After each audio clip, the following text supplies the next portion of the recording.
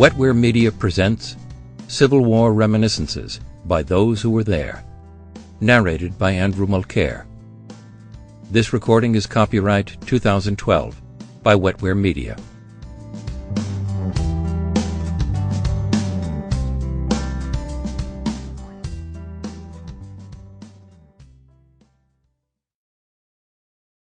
Introduction. Civil War Reminiscences by Those Who Were There is a collection of remarkable personal accounts of a variety of American Civil War incidents from both Union and Confederate perspectives. These vivid and absorbing reminiscences provide an inside view of many fascinating events of the time, shedding light on our shared past and illuminating the character and point of view of those who lived through an extraordinary time in our nation's history. We hope you will enjoy these excursions back through the mists of time, recounted by those who were there. Chapter 1. Civil War Memories by Louis A. Stimson, M.D. My children, with more affection than good judgment, I fancy, are somewhat insistent that I should endeavor to recall the incidents of my life so far as they are concerned with the Civil War. The memory of most of them is, I fear, hopelessly lost, and that of those that remain for the most part shadowy and indistinct. How should it be otherwise? 50 years and more are gone.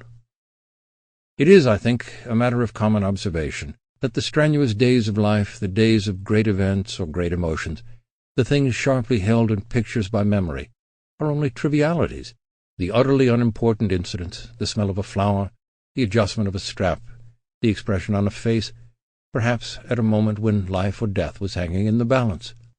Thus, one day in North Carolina, when I had been sent during an attempted advance of our line to report on the condition and possibilities of the region beyond our right flank, I walked along the edge of a swampy thicket and started across a little road which ran through it.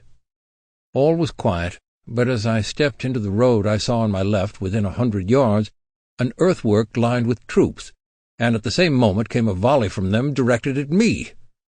As I jumped back behind the bushes, out of sight at least, if not out of range, I saw, and memory holds very clearly, the look of interest and perhaps anxious expectation on the face of a solitary picket, huddled in a hole he had dug in the sand, whom I had passed shortly before. Nothing else of that day remains in my mind. And on another similar occasion, in front of Richmond, I was riding along the edge of a wood on our flank and crossed a road running into it.